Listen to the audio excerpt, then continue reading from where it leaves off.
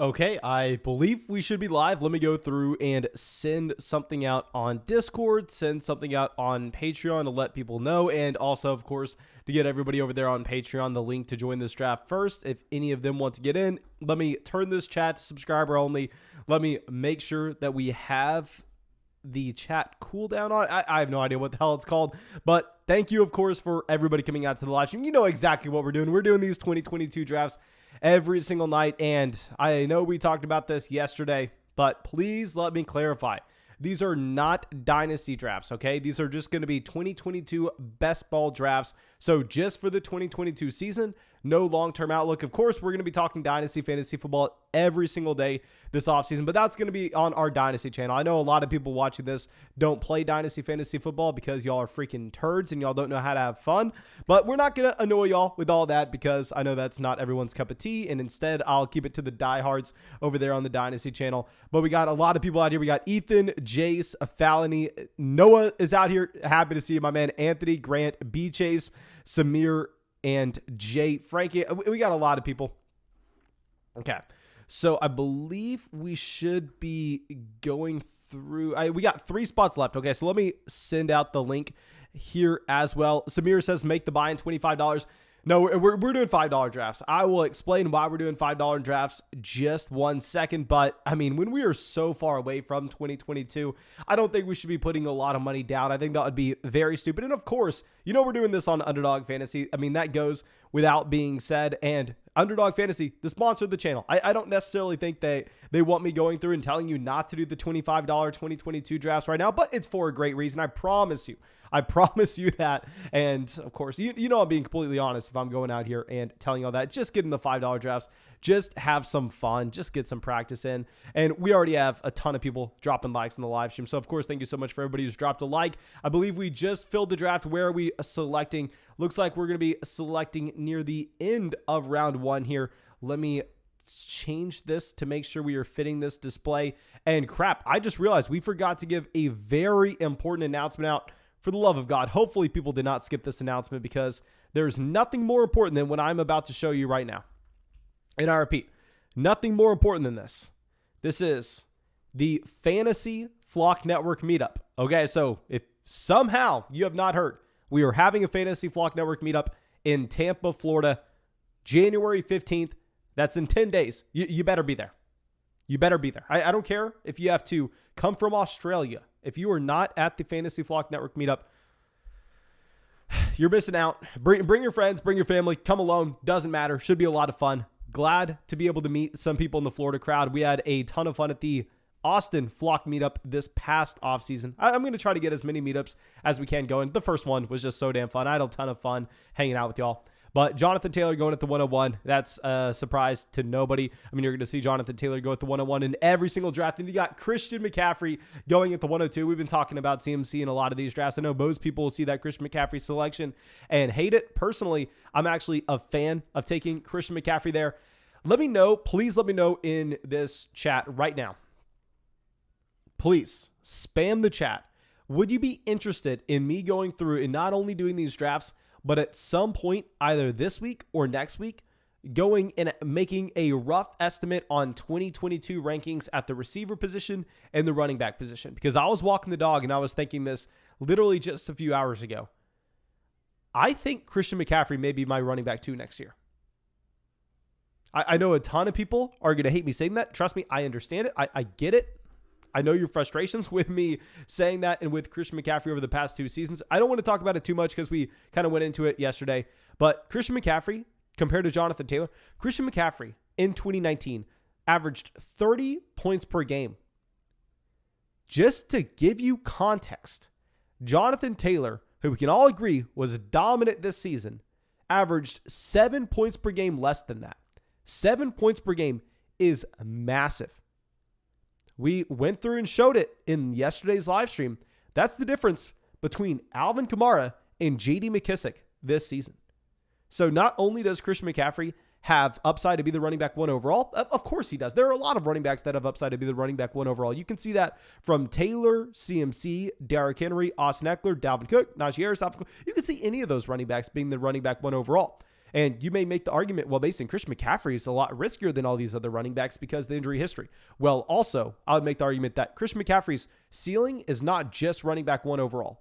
It is running back 1 in his own tier, and it's not even close. And we're going to ignore ADP here, and we're going to go Joe Mixon as our running back 1 at the 111.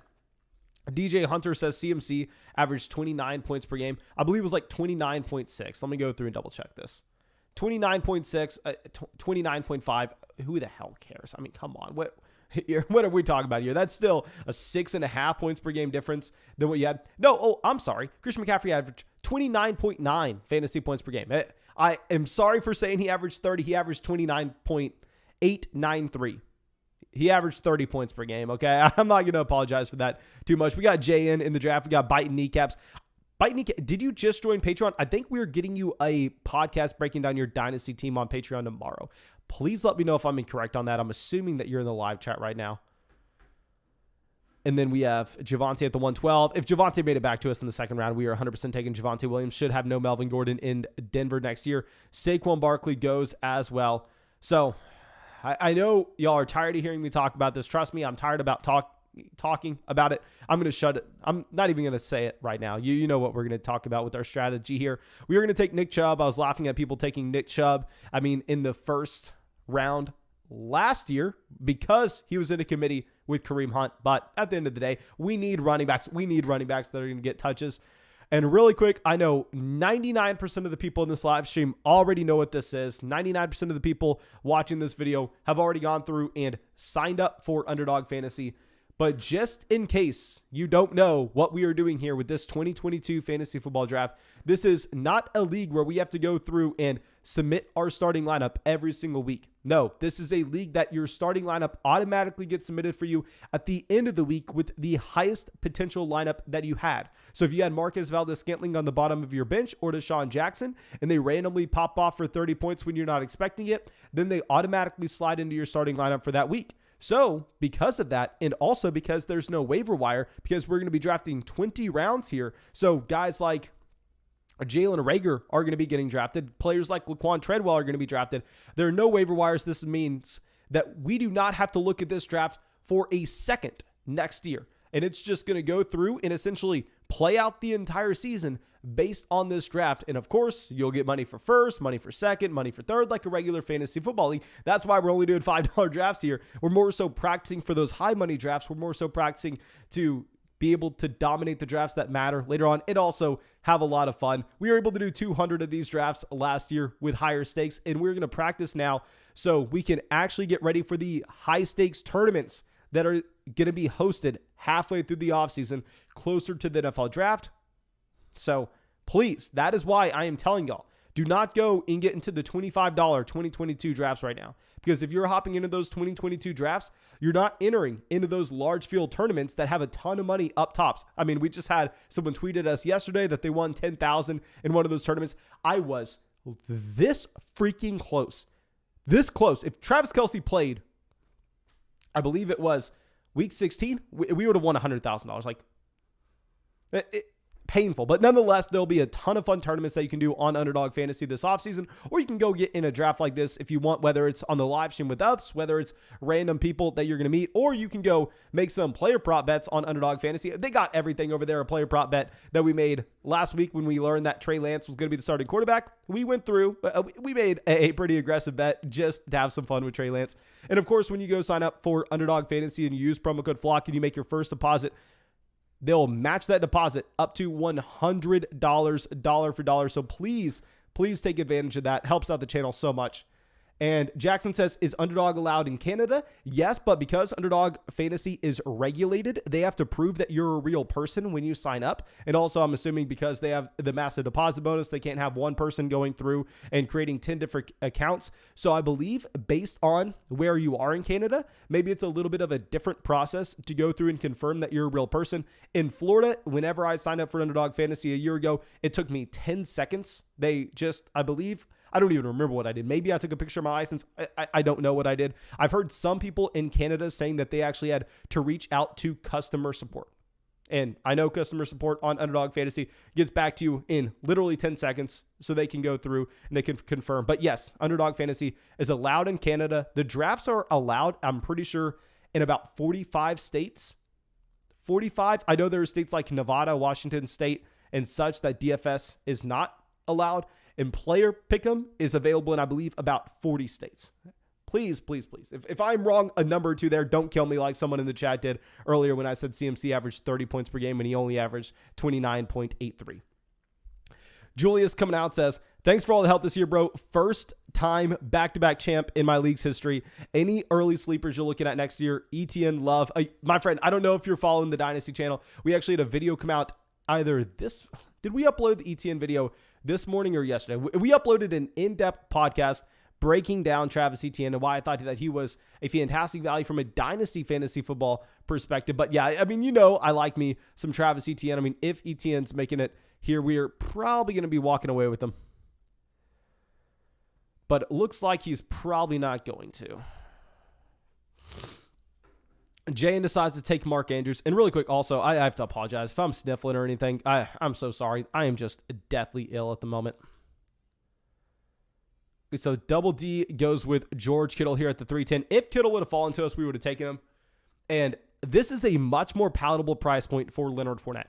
Whenever Leonard Fournette was going instead as a low-end running back one, I was saying, hell, I can't take him here. He doesn't have a contract for next season. But if we're getting him at the 3-4 turn, this is about the price point that I'm willing to take Leonard Fournette. I mean, oh God, we got two more running backs going back-to-back here, so I'm not going to be the guy reaching on A.J. Dillon. I'm not going to be the guy reaching on Cordell Patterson here. So instead, I guess we are going to be going with a receiver. I mean, DeAndre Hopkins should be 100% good to go this upcoming season.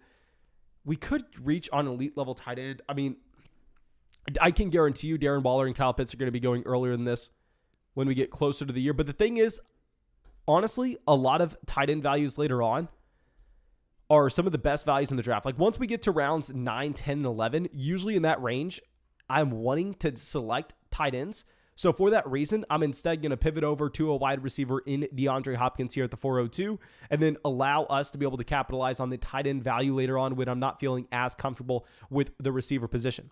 And now I know this is something else we've talked about over and over again. I'm going to keep it brief, but from a strategy standpoint, I'm the guy that instead of going running back to start your draft, I'm usually the guy taking wide receivers early. I'm usually going through and taking one running back through the first 3 rounds. Y'all saw that with our $1,000 high stakes league that we streamed. It was our most popular video ever, where I only took one running back through the first 9 rounds. We ended up making it to the championship, lost because of Najee Harris that last game. But nonetheless, people were in the comment section going, this bum, he only took DeAndre Swift in the first 9 rounds at running back. He has no idea what the hell he's doing. What is he doing with all these receivers? What is he doing with this elite quarterback? Yada, yada. Obviously, we were winning fantasy football leagues, but it was a completely different time period. It was after the NFL draft. It was after NFL free agency. So we understood what running backs we could get in rounds 10, 11, 12, and the high upside players based on the offense that they were playing in.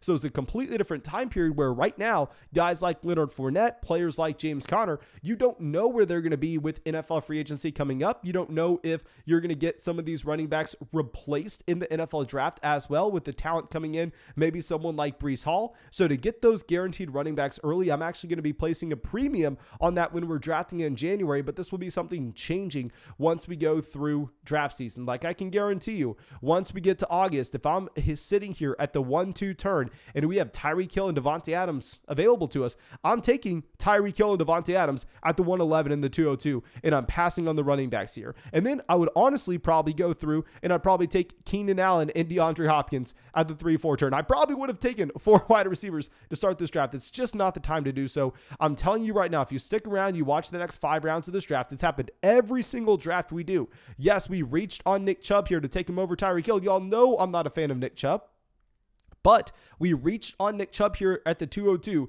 so we don't have to be the guy reaching on Cordell Patterson in the 5th round. So instead, we can take wide receiver value here, which is going to be the best available on the board. Okay, so Jade coming out says, holy Mark Andrews steal. Yeah, Jade decided to take Mark Andrews at the 309. I know this is not a dynasty draft, but please let me know from a dynasty fantasy football context, what are y'all doing with Mark Andrews? Is he your tight end? don't want to say tight end 1. Kyle Pitts is the tight end 1 in Dynasty. I'm assuming Mark Andrews is the tight end 2. It's Kyle Pitts and Mark Andrews in their own tier. Let me know what y'all think on that.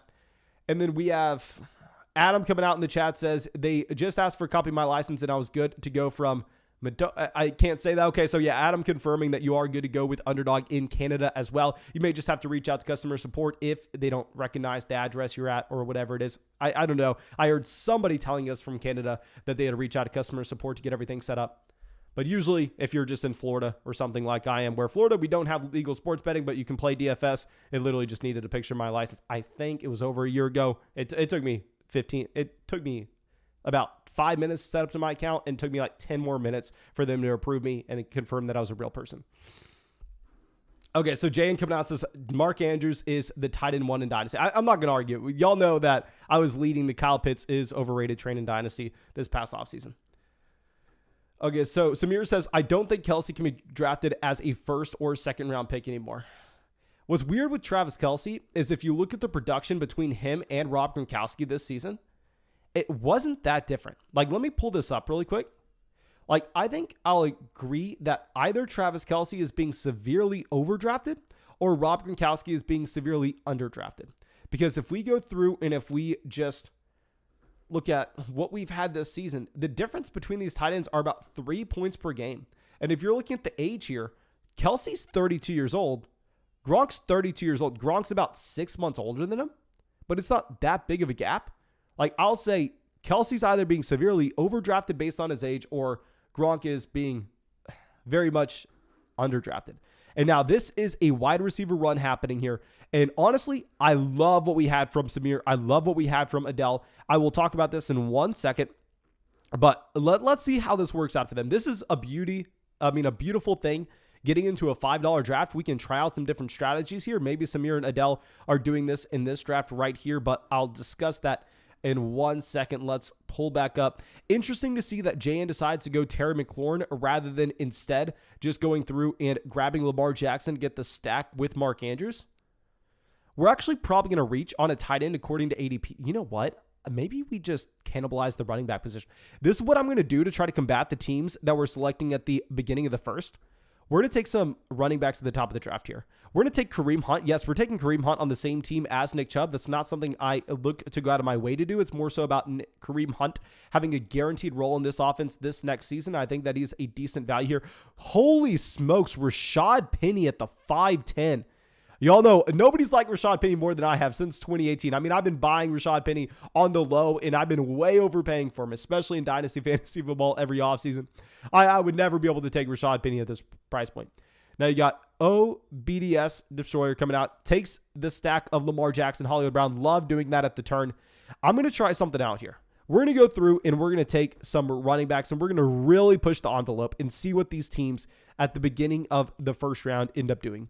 We're going to take 5 running backs through the first 6 rounds. This is going back to what we were discussing in terms of just trying some new stuff out with a $5 draft. I know not a lot of people are going to like this, but let me discuss some just different draft dynamics that you can kind of see being built up at this point of the draft.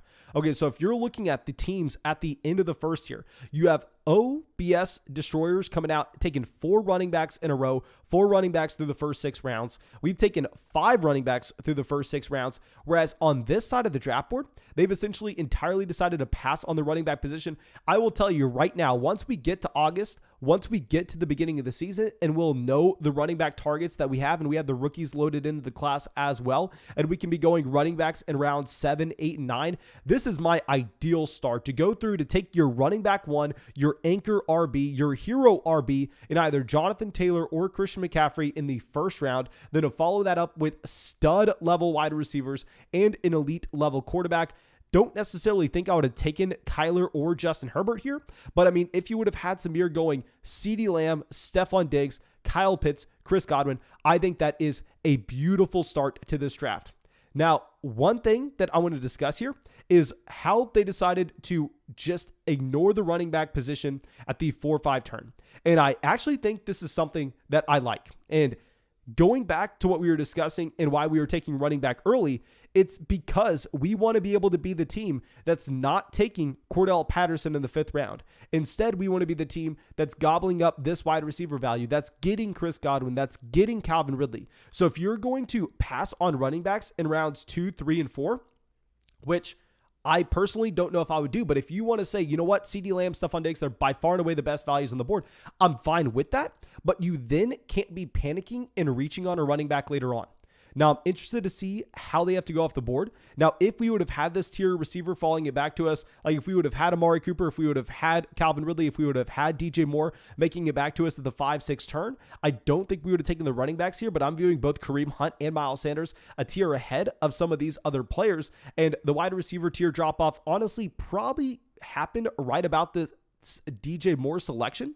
So please let me know what y'all think about our strategy here. I'm wondering if we cannibalize the running backs at the top of the draft, if it's going to make teams push the running backs up in rounds 7, 8, and 9. Let's see how this pans out. I know we're streaming, so it's a little bit of a different dynamic as well.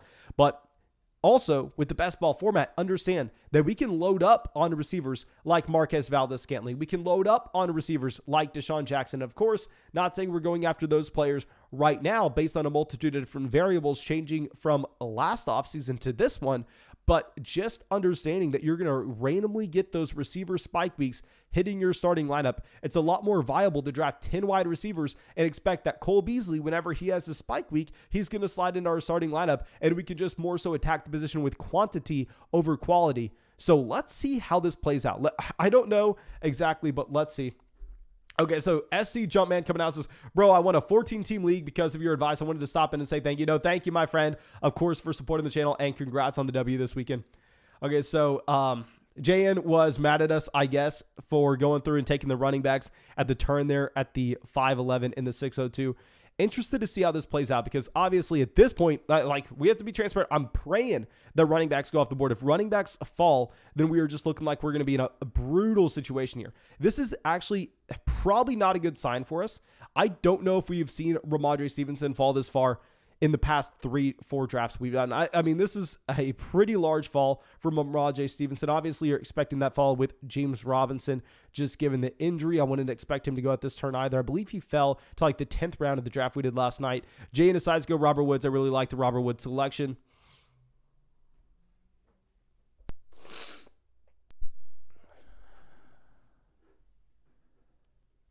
Okay, so double D up. I'll see where they decide to go.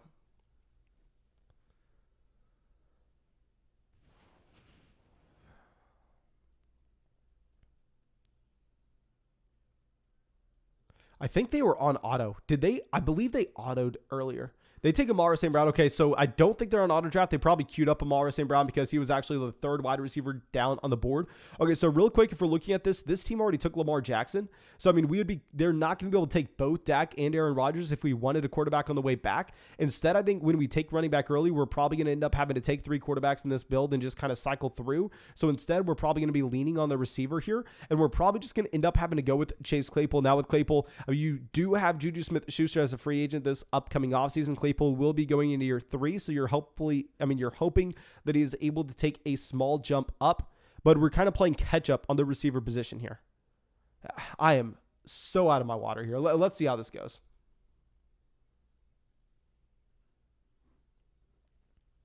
Okay, Tony goes to the 7-12. Trey Lance going ahead of Dak, ahead of Aaron Rodgers. Y'all know I'm a Trey Lance fanboy. Y'all know I'm a Trey Lance fanboy. Are we going Dak?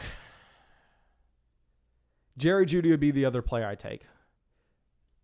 So the only reason I'd be taking Jerry Jeudy here, y'all know I wasn't a fan of either Jerry Jeudy or Sutton coming into the season, but now that you have possibly an elite level quarterback going over to Denver, whether that's Russell Wilson, whether that's Deshaun Watson, whether that's Aaron Rodgers, I don't know.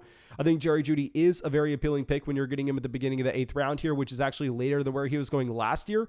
However, when we're getting Dak Prescott at the 802, we're probably just going to end up taking Dak, and hopefully we get some explosion from this Dallas Cowboys offense. And I think when we take Dak here, we're only going to have to take one other quarterback in this draft.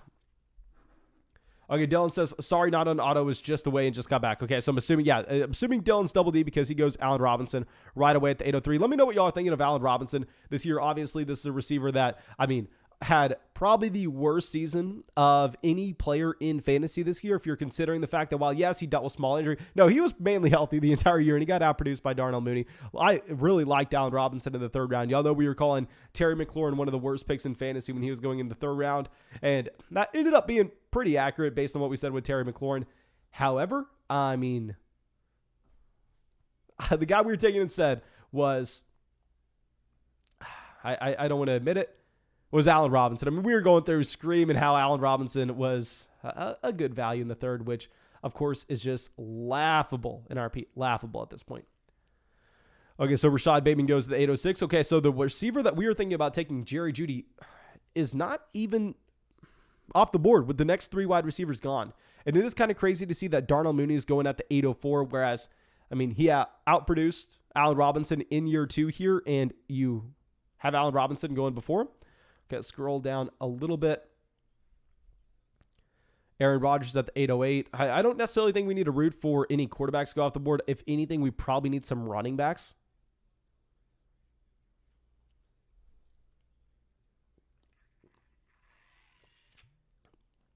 Okay. So Luke up. Let's see where he goes. It's a pretty balanced team so far. He's gone with running backs early. He goes Melvin Gordon at the 810.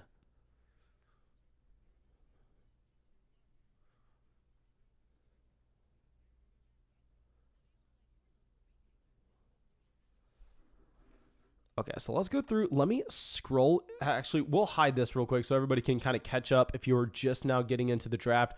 We are here at the 111. Tried something a little bit different. Tried going running back early, and we're going to build around the quantity of our wide receivers rather than the quality later on. We so far only have DeAndre Hopkins and Chase Claypool on this team, which, of course, isn't ideal, but it is what it is. Okay, so Gronk at the 812.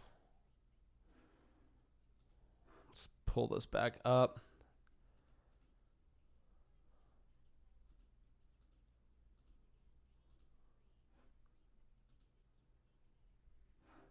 Odell at the 903.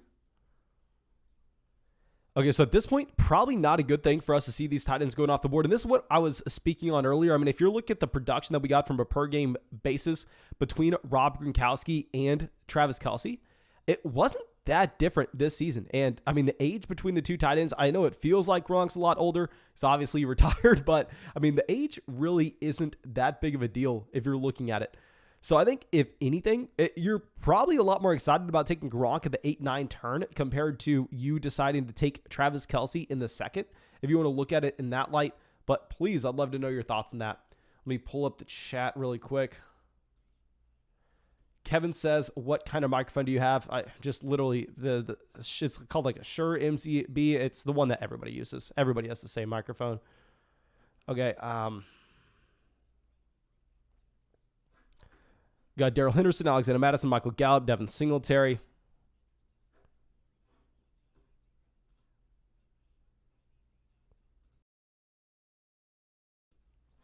Rondell Moore at the 908. Okay, let's pull this back up. Probably going to take, I don't want to say it real quick. We got to wait. Let's see what Jayan does. Jayan's gone Kamara, Antonio Gibson at running back, Keenan Allen, Terry McLaurin, Michael Thomas, Robert Woods, Darnell Mooney, Mark Andrews at tight end. Jayan, let me know if you're regretting taking Terry McLaurin over Lamar Jackson with what we see on the board right now. Okay, he goes Noah Fant. Okay, love the Noah Fant pick. That's kind of why we decided to pass on the tight end and instead grab DeAndre Hopkins earlier, because as we were discussing in the 9, 10, 11, I mean, I'm really liking the tight end values that you see here. And really quick, if we point out OBS Destroyers, they have Lamar Jackson, they have Trey Lance. They really can't take a third quarterback here. So if we did want to take a quarterback and a tight end, we are definitely incentivized to take the tight end first and then the quarterback later on. But we're probably going to, you know what? I think Russell Wilson here is a fantastic value. However, when we are so behind the hole at the other positions, we're honestly having to play catch up. So instead, we're going to end up taking Pat Freiermuth here.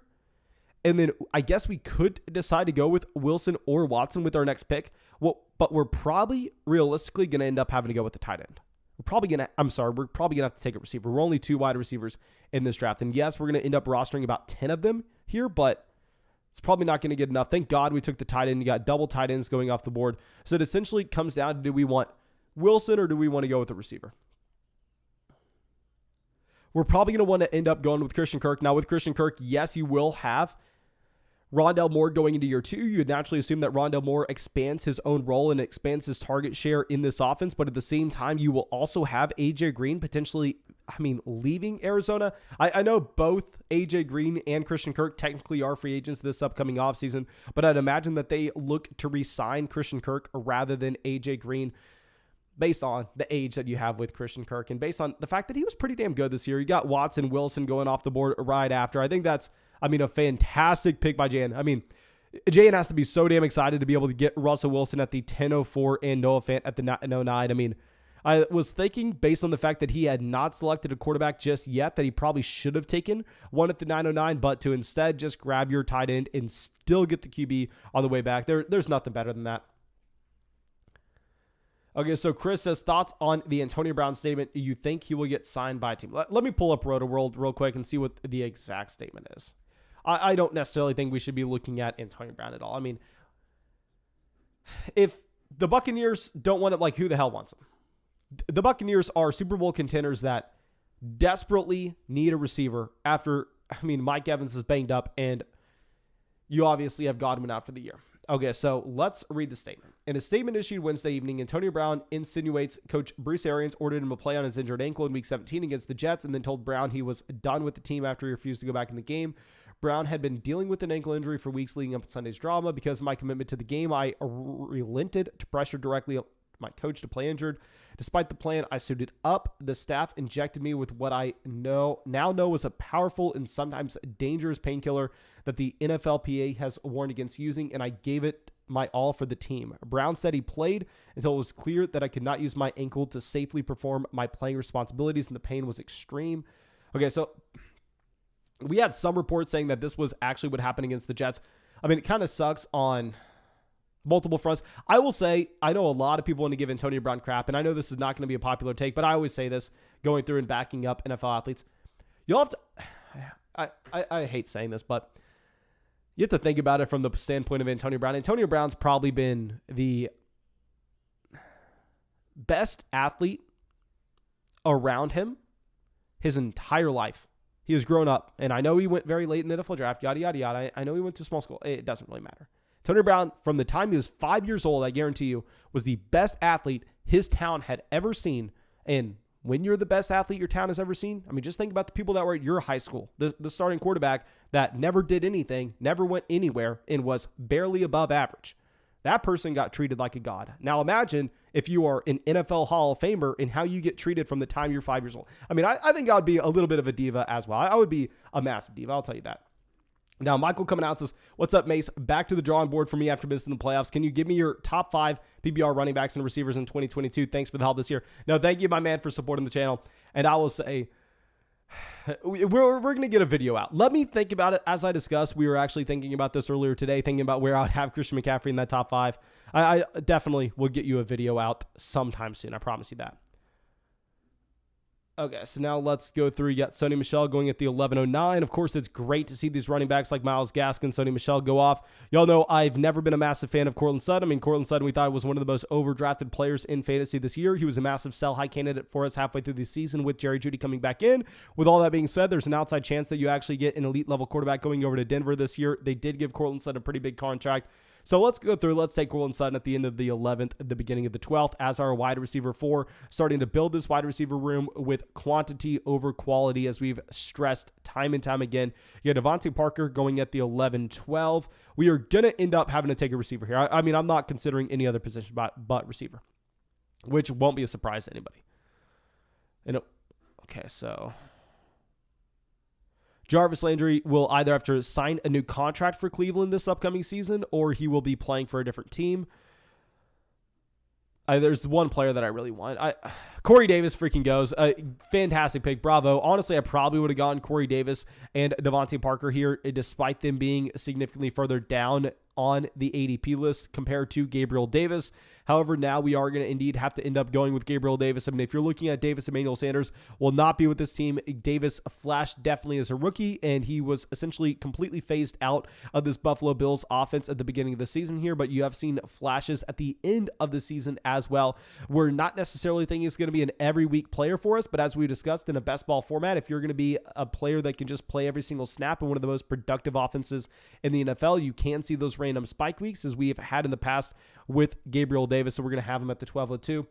And Brock says, so will these leagues just not include rookies? At the time of this draft, these leagues won't include rookies because the issue is not all rookies have declared for the NFL draft. Once all rookies have declared for the NFL draft, I'd imagine that Underdog will go through and they will have them implemented in right away. I don't know. Like I said, I mean, Underdog Fantasy is the sponsor of the channel. Sadly, I have no power with Underdog Fantasy. I will say I went through and set up these 2022 drafts, but outside of that, I have no power with Underdog Fantasy. Hopefully they add in the rookies ASAP. But yeah, we had someone in the chat asking if they could see the first round. Here's the draft board so far. Hate my team from a regular fantasy football standpoint, but if we're talking about a best ball league, I actually think that it's pretty interesting. I mean, knowing that we can cycle through these receivers on a week-to-week basis, and other teams are going to have to try to play catch-up at running back by taking guys like Sony Michel and Kenneth Gainwell in the 11th and 9th rounds. Okay, so Logan Thomas goes to the 1207. At this point, like I said, we just want to see running backs going off. We need to have quarterbacks making it back to us, tight ends making it back to us, and receivers making it back to us because we are weak at every single one of those positions.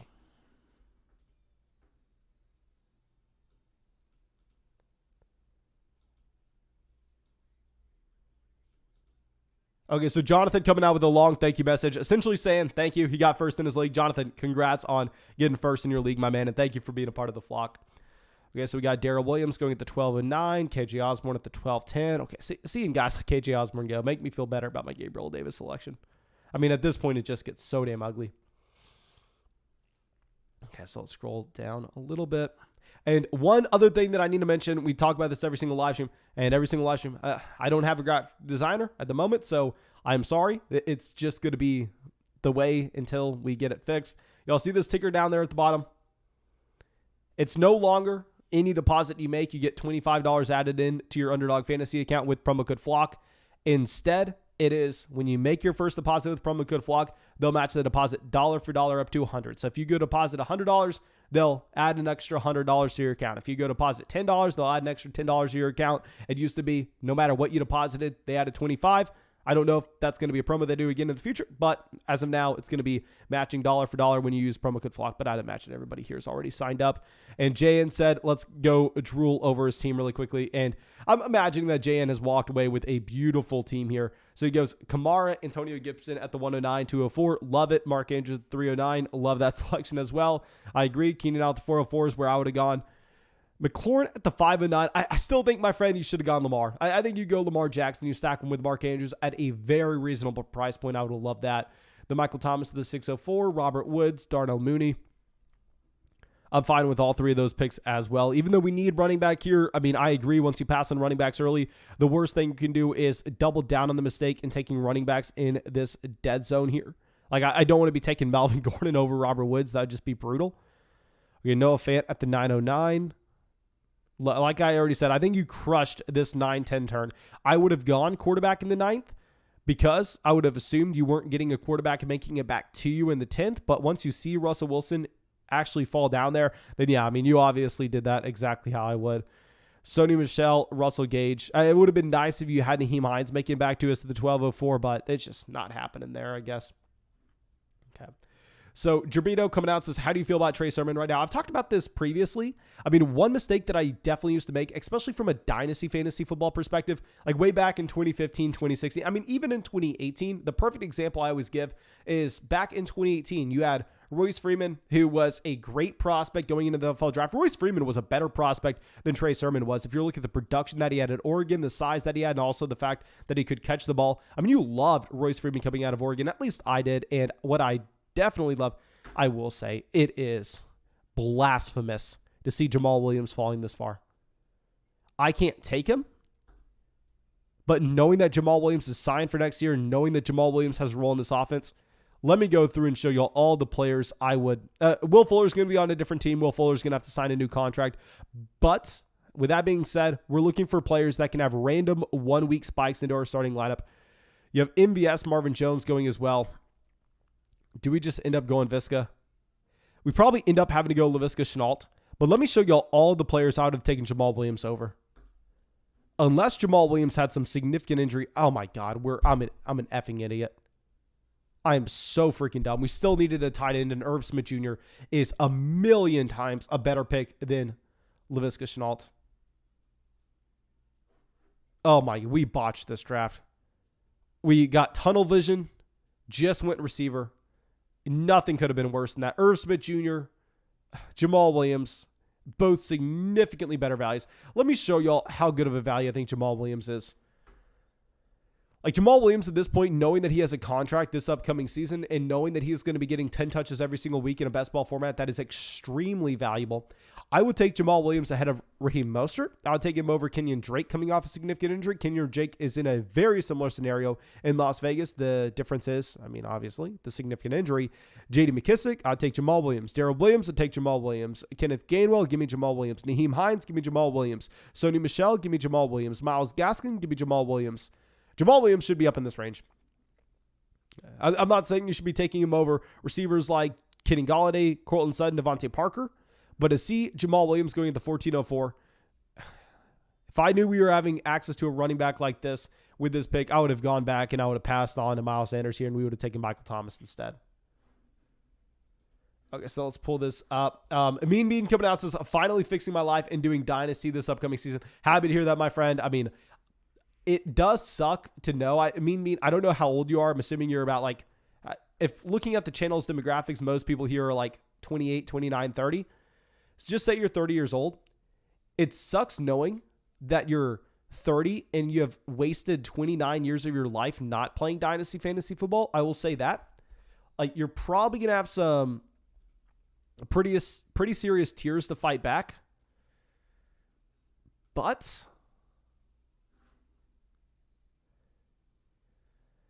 outside of that, you can just live life to its fullest potential after that, now that you're finally in the Dynasty Fantasy Football League. And then Luke coming out says, there's no way I got Henry at 3, LOL. I'll say, I don't necessarily think a 28-year-old running back at 3 is anything crazy. Nolan coming out says, dude, show us your whole Underdog overview entered versus win. I can't necessarily show that because all those tournaments have already concluded. What I can pull up right now is my Underdog entered versus win with just the regular contest. Of course, I'm completely transparent with everything. Y'all know, I was the one person that goes through and literally, let me pull a new tab over here to pull this up. Whenever we do a player prop video, we go through and show every single bet we've ever made. As transparent as I can be. I call myself an idiot all the time. The issue is going through and showing y'all the best ball. HUD. This isn't going to paint the full picture because these are only private drafts that we did on the live stream. Obviously, being on the live stream is just a little bit tougher with everything, but don't want to make excuses. These are just the private drafts. We entered significantly more in those tournament contests that I'm telling you to save your money up for. And we did a lot better in the tournament contest. We did okay here. We ended up having 122 private drafts. These are not our tournament drafts. We entered in 2,500 and we are winning 2,800. So it is what it is. We beat the rake and we were able to go through and make out with $300, but the real money is with those tournaments. As we discussed, Travis Kelce plays $100,000 richer. It's brutal, but we got knocked out in the semifinal round. We only had to beat 11 other teams in the finals round. And we had the combination of Devin Singletary and Jamar Chase. I had Jamar Chase. We had Jamar Chase who dropped 50 points, but we weren't able to do anything with it because instead we lost in the semifinal round by 4 points because we got a 0 at our tight end position with Travis Kelce sitting out. Marlon Mack goes to the 1508. Thank God we get some running backs going off the board. We need these running backs going off. And you were about to have to make 2 disgusting picks. Donta Foreman goes to the 1509. Fantastic selection with Donta Foreman. We would have been making fun of JN for taking Foreman in last year's draft. But at this point, I mean, you have to be excited for the guy. And here we're going to be going back-to-back quarterback. I don't think OBS destroyers can take a QB. Now, you know I'm the world's #1 Baker Mayfield hater for a multitude of different reasons, starting with A, he has horrible decision-making, indicated by him deciding to go and voluntarily live in Oklahoma and attend to the University of Oklahoma with the knowledge that OU sucks and hook 'em horns. Like, knowing that he went through and made that decision, just laughable in the first place. Also, he has no rushing upside from a fantasy football standpoint. Also, he's a bad real-life NFL quarterback. We don't know if he's going to have, a 16-game starting job next year. But what we can say is this upcoming NFL draft class is atrocious. So most likely, Baker Mayfield is starting. And we could say something very similar with our next quarterback that we're going to end up taking here for our third QB in Daniel Jones. I'd imagine that OBS destroyers can't go 3 quarterbacks with this build. Yeah, instead he goes KJ Hamler. Y'all know I'm a KJ Hamler stan, but let's take Daniel Jones here. Someone that if he does start, you know that Daniel Jones actually does have some spike week potential based on his own rushing upside. So yeah, I think that we're going to be fine at the quarterback position, knowing that we're just piecing together starts and we should have Dak Prescott starting more weeks than not. Now we just have to make sure that we continue to hammer in probably 3 or 4 more wide receivers. And then also we're probably going to hammer in 2 more tight ends, to be honest. Okay. So Mean Bean coming out says, a good guess. I'm 31 and back-to-back champ this year. Happy to hear that, my friend. Happy to hear that. JN says, and Lubbock, don't talk trash on Lubbock. I'll say it's embarrassing that he decided to go to Texas Tech, but don't talk trash on Lubbock, my friend. Okay, so DJ coming out says, Baker won't get a job next year. I hope he doesn't. Trust me, I hope he doesn't. For this one $5 draft, I'm hoping he does. Probability-wise, I would say that Baker Mayfield does start more than 8 games this upcoming season, just knowing that this NFL draft class is about to be brutal at the quarterback position. It truly is. So I think guys like Baker Mayfield, guys like Daniel Jones, even though most people are expecting them not to start, they probably are just due to necessity.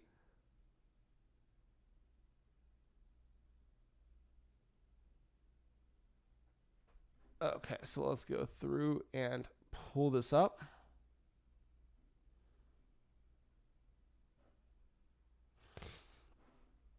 Okay, so Nelson Aguilar at the 1606.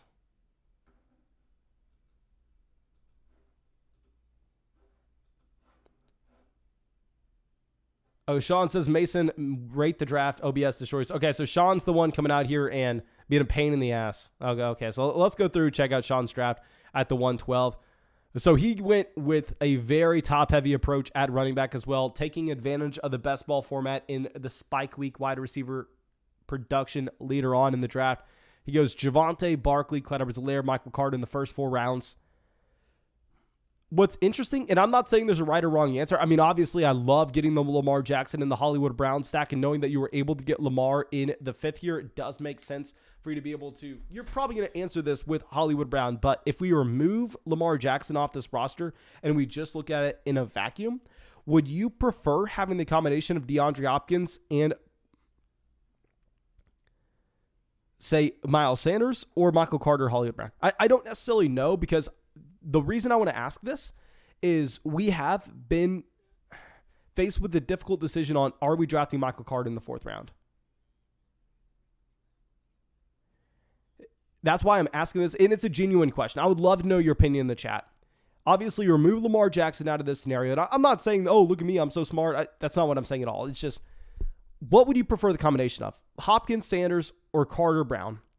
And the reason I'm asking this, as I've said, is I've been placed in the difficult position as well in literally, are we going to go Michael Carter or DeAndre Hopkins? Later on, getting Trey Lance at the 801. I'd imagine if you could take this back, you most likely would take Gronk here and then go to Deshaun Watson. At least personally, I would. Nonetheless, completely fine with this string of picks. And then, yeah, just getting every wide receiver value. If I was going to go through, if I was going to be handpicking wide receivers, my team would look very similar to this. Love the turn of Devontae Parker and Corey Davis. Really like the roster construction as well. I'd imagine you end up having to take 1 more running back, however. And here we're probably going to have to take 2 more tight ends, and we're going to have to take 2 more wide receivers. This upcoming pick is going to be based on just the value that's presented at each position. Okay, so receiver, it's going to be off. It's just going to be old men at receiver, essentially. Donald Parham, I mean, this is fantastic value here with Donald Parham. Cedric Wilson goes to the 17-10. Imagine that has something to do with the Michael Gallup injury. We're probably going to end up going Gerald Everett, however, who has looked a little bit better over the past few weeks. Now, Gerald Everett did only sign a 1-year deal with Seattle this last offseason, so it's not a pick that you're excited about. Gerald Everett was going in about the 14th round of these drafts last year, however, so, I mean, you're getting that baked in to the price with him going at the 17-18 turn. Yeah, we're just dead at receiver. That's the issue with this team. This team ended up not being good. I mean, if you're going to look at the final projection with this team, this should project to be one of the better rosters in the league. But in reality, I would be very surprised if we can get through with this receiver room. Now, of course, with our running back room of Joe Mixon, Nick Chubb, Leonard Fournette, Kareem Hunt, Miles Sanders, we're most likely having a running back hit our flex spot most weeks, and we only need to cycle through 3 of these wide receivers. But I don't think it's going to be able to. I don't think it's doable. And I really got to sneeze.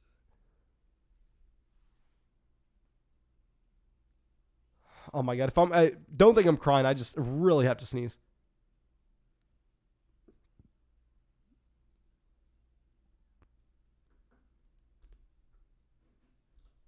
Oh my gosh. I just need to sneeze.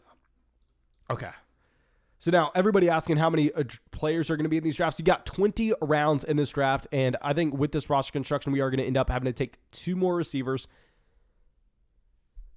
Let me see where.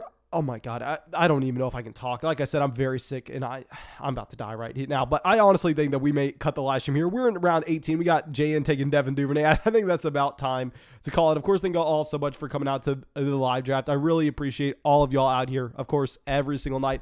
We'll get another one of these drafts going tonight. Hopefully, I will say I'm picking up my girlfriend from the airport about 10, so it's just going to depend on that and how that goes. But thank you, everybody. Hopefully, we get a draft going after the game. If not, I promise you we're going to be doing more of these live streams drafts that y'all have opportunities to hop in. Go use promo code FLOCK on Underdog Fantasy. Find the link in the live chat. Find in the description of the video. Support this damn channel. Get your deposit.